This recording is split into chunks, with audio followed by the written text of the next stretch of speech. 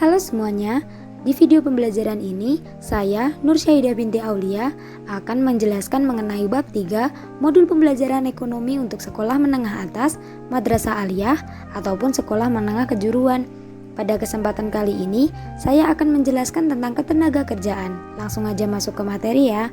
Menurut Undang-Undang Nomor 13 Tahun 2003 Bab 1 Pasal 1 Ayat 2 disebutkan bahwa tenaga kerja adalah setiap orang yang mampu melakukan pekerjaan guna menghasilkan barang atau jasa, baik untuk memenuhi kebutuhannya sendiri maupun untuk masyarakat. Berdasarkan sifat kerjanya, tenaga kerja dapat dibedakan menjadi dua, yaitu tenaga kerja jasmani dan tenaga kerja rohani.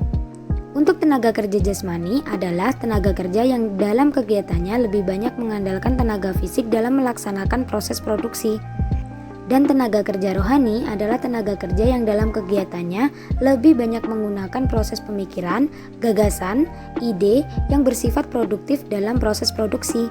Berdasarkan keahliannya, tenaga kerja dapat dibedakan menjadi tiga. Yang pertama, tenaga kerja terdidik, yaitu tenaga kerja yang memerlukan kemahiran pada suatu bidang melalui sekolah ataupun pendidikan. Yang kedua yaitu tenaga kerja terlatih, adalah tenaga kerja yang memerlukan latihan dan pengalaman kerja. Yang ketiga ada tenaga kerja tidak terdidik dan tidak terlatih, yaitu tenaga kerja yang tidak memerlukan pendidikan dan latihan sebelumnya, hanya mengandalkan pada tenaga saja. Berdasarkan hubungannya pada proses produksi, tenaga kerja dibedakan menjadi dua, yaitu tenaga kerja langsung dan tenaga kerja tidak langsung. Tenaga kerja langsung yaitu tenaga kerja yang di pabrik secara langsung terlibat pada proses produksi dan biayanya dikaitkan pada biaya produksi atau pada barang yang dihasilkan. Sedangkan tenaga kerja tidak langsung yaitu tenaga kerja yang di pabrik yang tidak terlibat secara langsung pada proses produksi dan biayanya dikaitkan pada biaya operasional pabrik. Selanjutnya, pengertian kesempatan kerja. Kesempatan kerja adalah jumlah lapangan pekerjaan yang tersedia bagi masyarakat baik yang telah ditempati maupun jumlah lapangan pekerjaan yang masih kosong. Pengertian angkatan kerja. Angkatan kerja adalah penduduk yang sudah memasuki usia kerja atau usia produktif antara 15 sampai 55 tahun, baik yang sudah bekerja, yang masih menganggur, atau yang sedang mencari pekerjaan. Selanjutnya kita masuk ke sistem upah. Apa sih upah itu? Upah merupakan kompensasi balas jasa yang diberikan kepada pekerja karena telah memberikan tenaganya kepada perusahaan. Upah diberikan dari perusahaan kepada pekerja dengan berbagai sistem. Yang pertama, sistem upah menurut waktu, yakni pemberian upah berdasarkan waktu atau lama pekerjaan dari pekerja. Misalnya, tukang bangunan dibayar per hari, yaitu 15.000. Bila dia bekerja 10 hari, maka dia akan dibayar 150.000.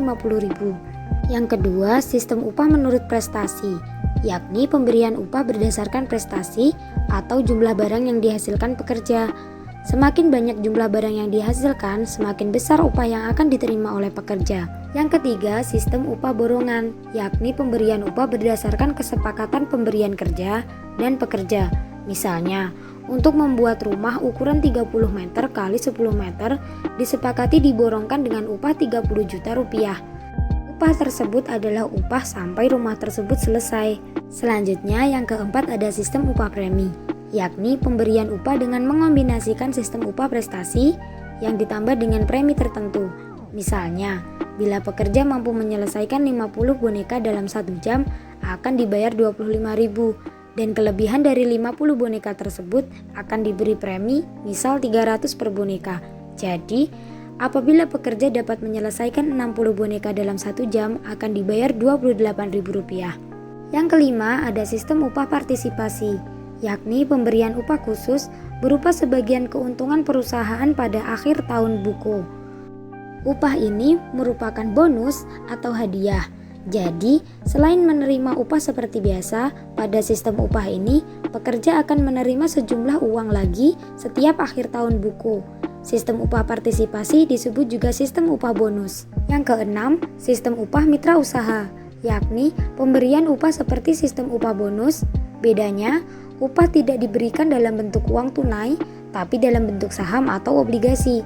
Dengan memberikan saham, diharapkan pekerja lebih giat dan hati-hati dalam bekerja, karena mereka juga merupakan pemilik perusahaan. Yang ketujuh, sistem upah indeks biaya hidup, yakni pemberian upah yang didasarkan pada besarnya biaya hidup. Semakin naik biaya hidup, semakin naik pula besarnya upah yang diberikan. Berlanjut di sistem upah ya. Yang kedelapan, sistem upah skala berubah, yakni pemberian upah berdasarkan skala hasil penjualan yang berubah-ubah. Apabila hasil penjualan bertambah, jumlah upah yang diberikan juga bertambah.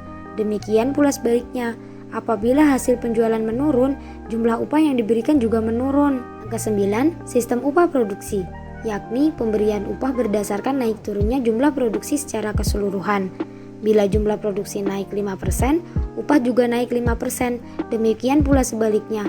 Bila jumlah produksi turun 5%, upah juga turun 5%. Terakhir, sistem upah bagi hasil, yakni pemberian upah dengan memberikan bagian tertentu kepada pekerja dari hasil keuntungan yang diperoleh. Sistem ini biasanya dipakai di sektor pertanian. Misalnya, petani penggarap mengerjakan sawah milik orang lain dengan bagi hasil separohan. Artinya, bila sawah menghasilkan 2 ton beras, petani penggarap mendapatkan 1 ton dan pemilik sawah juga mendapatkan 1 ton. Selanjutnya kita masuk ke materi pengangguran. Menurut Sukirno, pada tahun 1994, pengangguran adalah suatu keadaan di mana seseorang yang termasuk dalam angkatan kerja ingin memperoleh pekerjaan akan tetapi belum mendapatkannya. Menurut penyebabnya, pengangguran dibagi menjadi 5. Yang pertama, pengangguran konjungtur atau siklis, yaitu tenaga kerja yang tidak bekerja karena naik turunnya perekonomian suatu negara. Yang kedua, pengangguran struktural, yaitu tenaga kerja yang tidak bekerja karena terjadinya perubahan struktur ekonomi suatu negara. Misalnya, dari agraris ke industri. Agraris yang biasanya sebagai buruh tani ke sektor industri yang sekarang menjadi pekerja pabrik. Yang ketiga, pengangguran musiman adalah tenaga kerja yang tidak bekerja karena pengaruh pergantian musim. Selanjutnya, yang keempat, pengangguran teknologi, yaitu tenaga kerja yang tidak bekerja akibat beralihnya pemakaian tenaga manusia menjadi tenaga mesin. Misalnya, penjaga tol. Saat ini, tol menggunakan mesin otomatis tanpa ada penjaga. Sehingga, seseorang yang biasanya bekerja menjadi penjaga tol kehilangan pekerjaannya. Yang kelima, ada pengangguran friksional, yaitu pengangguran yang disebabkan karena tidak adanya kesesuaian antara keahlian yang dimiliki dengan pekerjaan yang dijalankan. Pengangguran ini juga biasa disebut dengan pengangguran sukarela. Artinya, apabila nanti ada kesempatan sesuai dengan bidangnya, maka orang tersebut memutuskan untuk berhenti dengan tujuan mencari pekerjaan yang lebih baik dan sesuai dengan bidangnya. Jadi, tenaga kerja semacam ini adalah tenaga kerja yang telah hilang kesempatannya karena mengerjakan produksi yang lain. Selanjutnya, dampak pengangguran. Yang pertama, daya beli masyarakat menurun karena menurunnya aktivitas perekonomian. Daya beli masyarakat yang menurun menyebabkan turunnya permintaan terhadap barang dan jasa. Hal ini mengakibatkan para pengusaha dan investor tidak bergairah melakukan perluasan dan pendirian industri baru sehingga aktivitas perekonomian menjadi turun. Yang kedua, pendapatan per kapita menurun. Hal ini dikarenakan orang yang tidak bekerja atau menganggur tidak akan menghasilkan barang dan jasa. Itu berarti semakin banyak orang yang menganggur, maka PDB atau produk domestik bruto yang dihasilkan akan menurun. PDB yang menurun akan menyebabkan turunnya pertumbuhan ekonomi sekaligus turunnya pendapatan per kapita. Jika pendapatan per kapita turun, maka tingkat kesejahteraan masyarakat juga akan menurun. Yang ketiga, biaya sosial meningkat. Hal ini dikarenakan pengangguran mengharuskan masyarakat memikul biaya-biaya seperti biaya pengobatan akibat meningkatnya kriminalitas, biaya pasien yang stres, biaya keamanan, biaya pemulihan dan renovasi tempat akibat demonstrasi dan kerusuhan. Selanjutnya, tingkat keterampilan menurun. Dengan menganggur, tingkat keterampilan seseorang akan menurun karena pengangguran tidak menghasilkan barang atau jasa sehingga keterampilan yang dimiliki kurang terasah. Semakin lama menganggur, semakin menurun pula tingkat keterampilan seseorang. Yang kelima, penerimaan negara menurun. Hal ini disebabkan karena orang yang menganggur tidak memiliki penghasilan atau pendapatan. Itu berarti semakin banyak orang yang menganggur akan semakin turun pula penerimaan negara yang diperoleh dari pajak penghasilan. Selanjutnya, cara mengatasi pengangguran. Pengangguran dapat diatasi sesuai dengan penyebab terjadinya. Yang pertama, cara mengatasi pengangguran siklikal atau konjungtural. Pengangguran konjungtural ini terjadi karena naik turunnya kegiatan perekonomian di suatu negara. Maka, untuk mengatasinya, yang pertama, kita harus meningkatkan daya beli masyarakat dengan membuka berbagai proyek-proyek pemerintah. Yang kedua, menciptakan teknik-teknik pemasaran dan promosi yang menarik agar masyarakat tertarik membeli barang dan jasa. Yang ketiga, mengarahkan masyarakat agar menggunakan pendapatannya untuk membeli barang dan jasa sehingga permintaan terhadap barang dan jasa meningkat. Selanjutnya, mengatasi pengangguran struktural. Yang pertama, mendirikan industri dan proyek-proyek padat karya untuk menampung para penganggur. Yang kedua, memindahkan para pengangguran ke tempat yang lebih membutuhkan.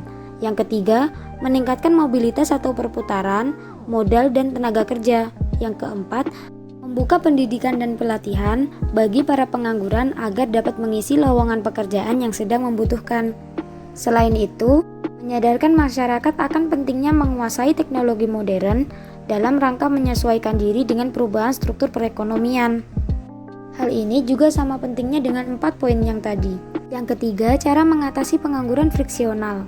Untuk mengatasi pengangguran ini bisa dilakukan dengan cara menyediakan sarana informasi lowongan kerja yang cepat, mudah, dan murah kepada pencari kerja. Misalnya, dengan menempelkan iklan-iklan lowongan kerja di tempat-tempat umum secara rutin. Yang keempat, cara mengatasi pengangguran musiman.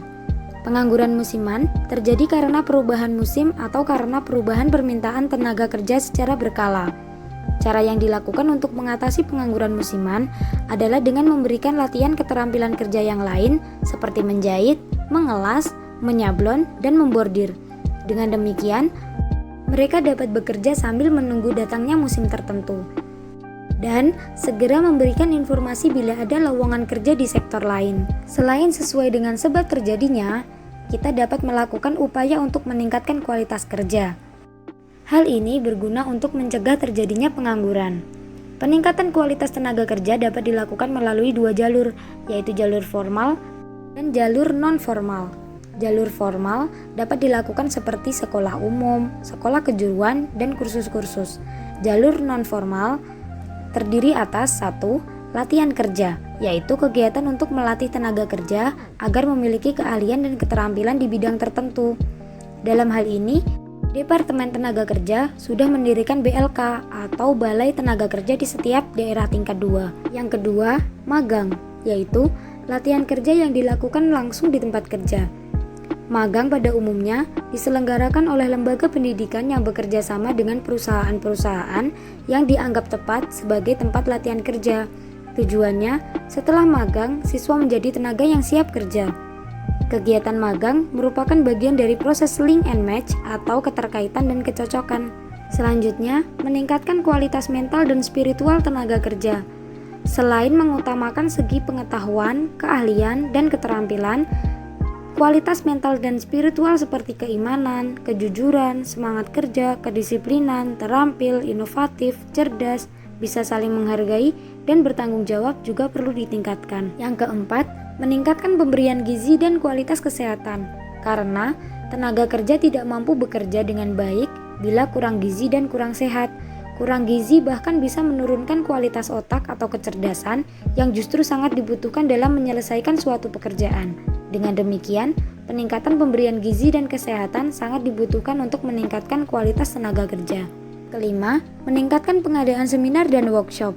Peningkatan wawasan sangat berguna bagi tenaga kerja pada level menengah ke atas karena bisa dilakukan untuk membantu dalam pengambilan keputusan atau dalam pembuatan rencana dan strategi. Cukup sekian materi ketenaga kerjaan kali ini. Sampai jumpa di lain kesempatan. Terima kasih.